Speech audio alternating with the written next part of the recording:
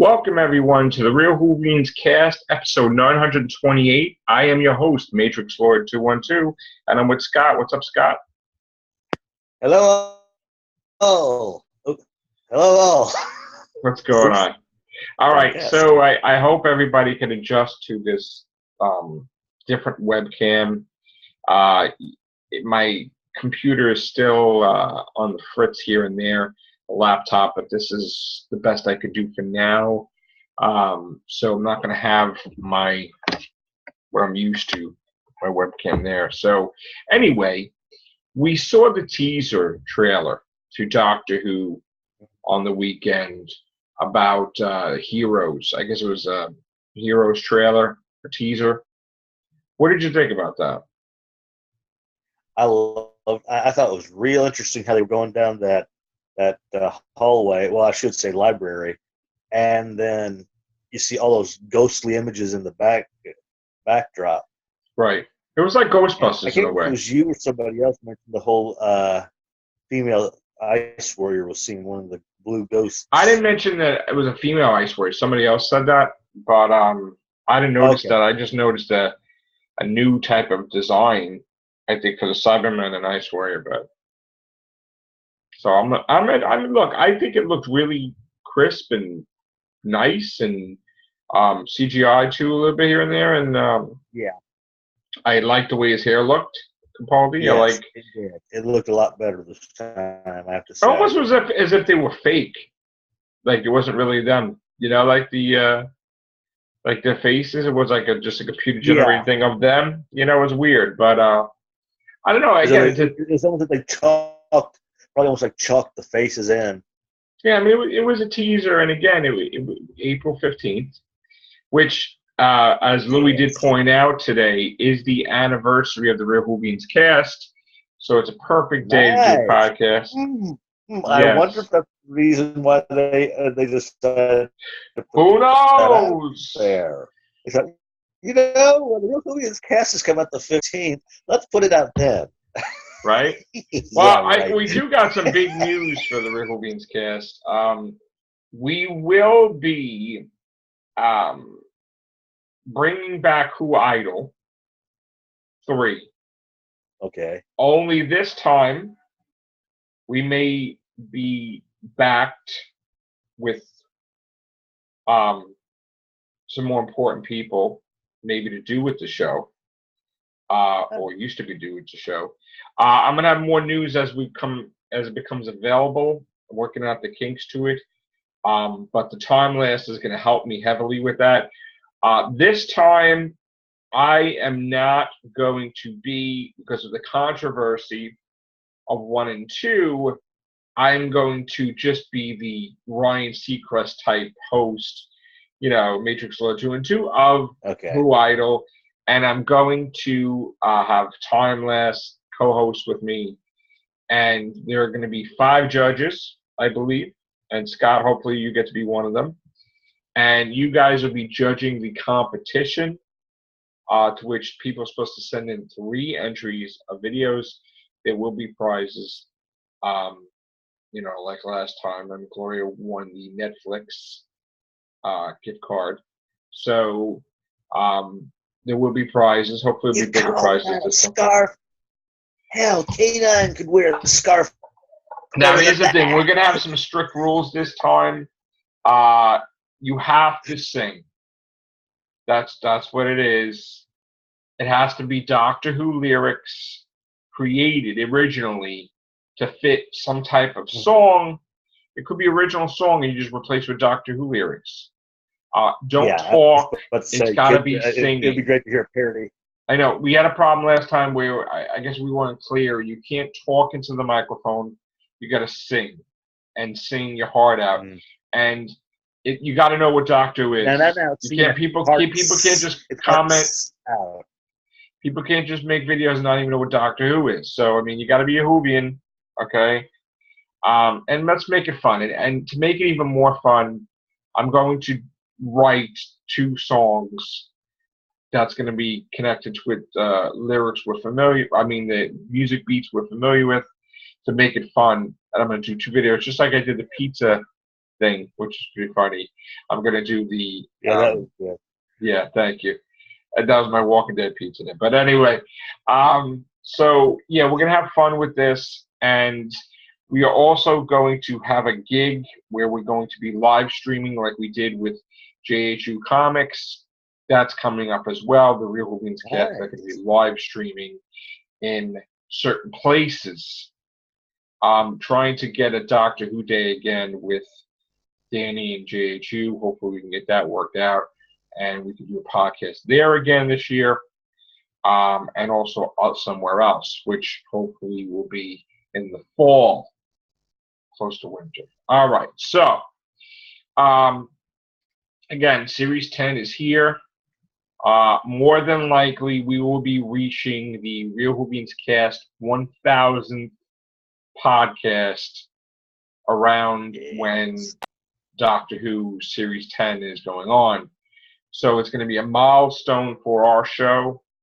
It's going to be a milestone in general. Yes. 1,000 episodes, 1,000 podcasts on Doctor Who, which we have way more than that because we have, if you think about the specials that we do, like we do a Real Whovians Cast special or a B episode or now we have different versions of Real Whovians Cast. We have the Real Whovians Cast Unlimited.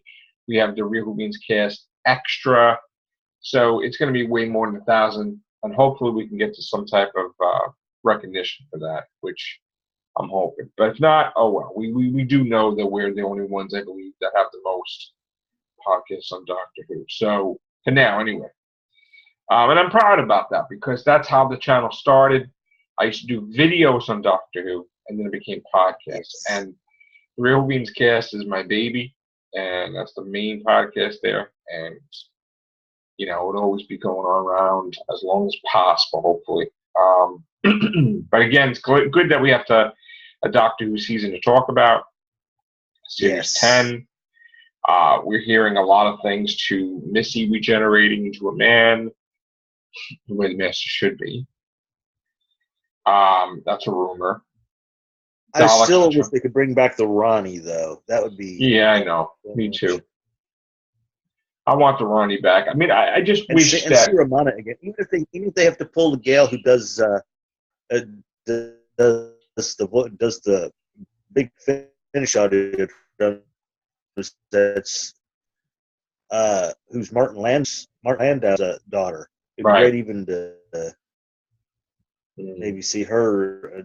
If they still want to do like an offshoot of that, but still see Martin Landau's daughter play Romana. Yeah. We also had Chris Chibnall came out and said that he's not going to do Series 11 in favor of a gimmick. Okay.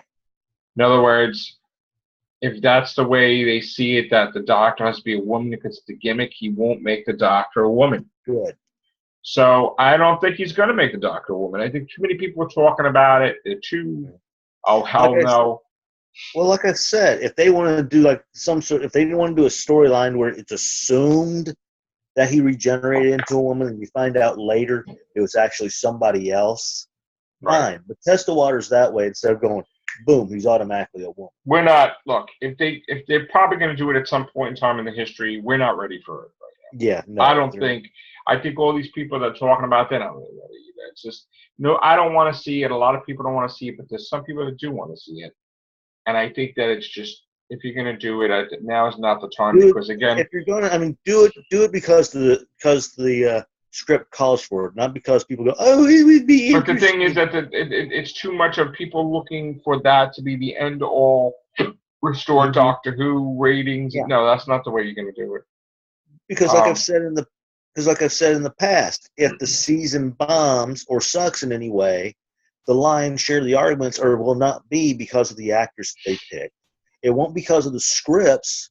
It was because in the lion's share of the arguments will be they chose a woman, and that will be people screaming about it most. I think there was a missed opportunity with Capaldi when we had the Magician's Apprentice.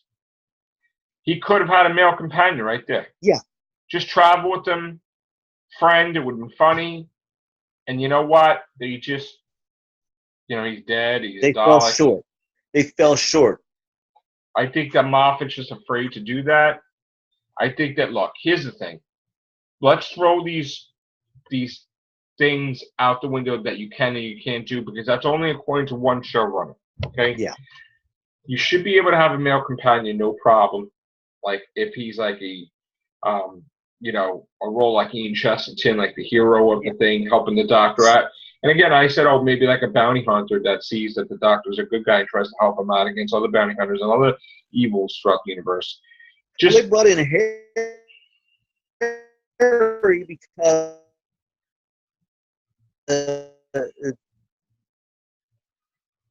your internet connection is because it's Tom Baker guided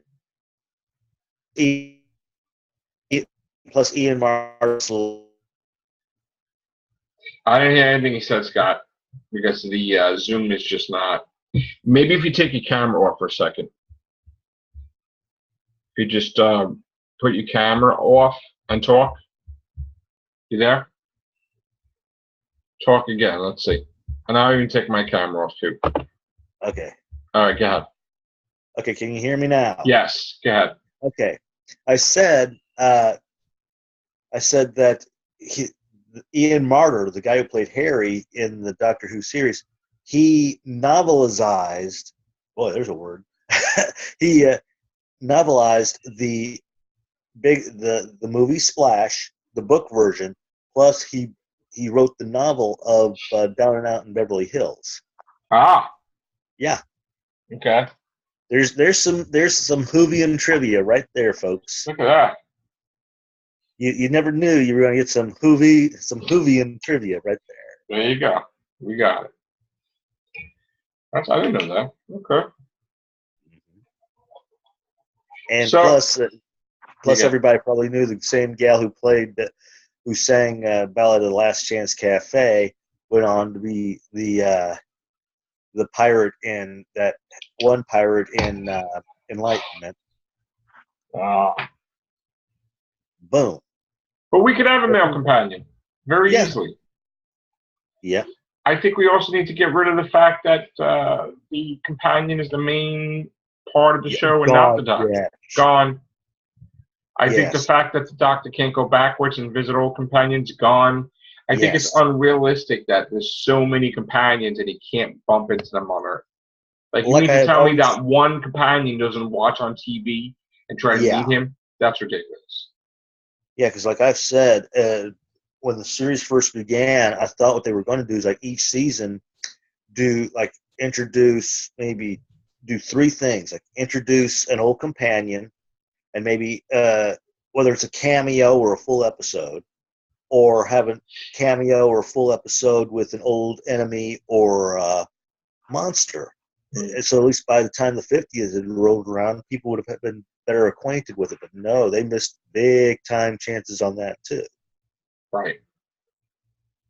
So we could have that. We could have a male companion. We could have stories are off Earth. Yes. Like seasons off Earth. That would be nice. Oh, yes. Aliens, cultures. Yes. And if they do want to do an Earthbound adventure, go back to doing the historical versions. Do historical adventures. I think Chibnall needs to just get off Earth. Yes, I do. A whole damn season. Yes. It is time for the Doctor to break his anchor to Earth, and travel the universe. Yeah, it's way too much. I mean, how many times are you going to go to Earth? It's stupid. Yeah, I mean, to me, it's lazy writing. I mean, half the storylines they could have done. And Gallifrey don't count. Yeah, and Gallifrey. And Karn don't count. No. And Skaro don't count. That episode where the plants were protecting the world at the end, that could have been would have been a perfect off-Earth adventure. The whole moon was an egg BS. That's horrible. That could have been a perfect off-Earth adventure. But no, let's anchor the Doctor to Earth so people can better relate. No, they better related to him when he was traveling around the universe. Yeah. I think that's where we need to go. We need to go off Earth for a while. And hopefully they have the balls to do it. Because the stories are getting stale. Look at the twin Zygon episodes. Why would every type of threat in the universe have to do with Earth? Why couldn't it just be not on Earth? I don't understand that. Is he afraid not to go off Earth? I mean, I don't. You got Torchwood basically to protect Earth, so you don't really have to go off Earth every now. Off world. Yeah. I don't know. I just never understood that. I mean, Rings of Akatan was great when they did it. It was the first time. Oh my God. Yes. And it was fantastic. I loved it. So, I don't know. All right. So, anyway, Doctors come back on the 15th of April. Yes. We're going to reach a milestone with the podcasts. We're going to have 1,000 episodes of the Whovians cast. And hopefully we can get some specials too, which, you know, I'm glad now, finally. I mean, again, I got to tell you, I'm glad I could do podcasts again, but I'm not happy with my laptop because I can't access anything. So I'm kind of in the blind here. I mean, yeah, I could just do the basic stuff like podcasts, but all my stuff is gone. Yeah. Somewhere. I can't. If some one corrupt file won't let me update anything else, which is terrible. So that's why I'm still, you know, not doing podcast full because I want to try to restore it. If not, then I'll probably get another laptop anyway, because this is, again, it's a weird, it's hard to explain. I do everything on the laptop and I can't even access my manuscript. So, and I want my I want to use my webcam. Yeah, you want to use your own stuff. I want to use my own stuff. I don't like I mean, it's an okay webcam. It's built in, you know, but I like my own stuff better. So, all right. Thank you, Scott. We'll try to get another everything show in too. Take care. Bye for now.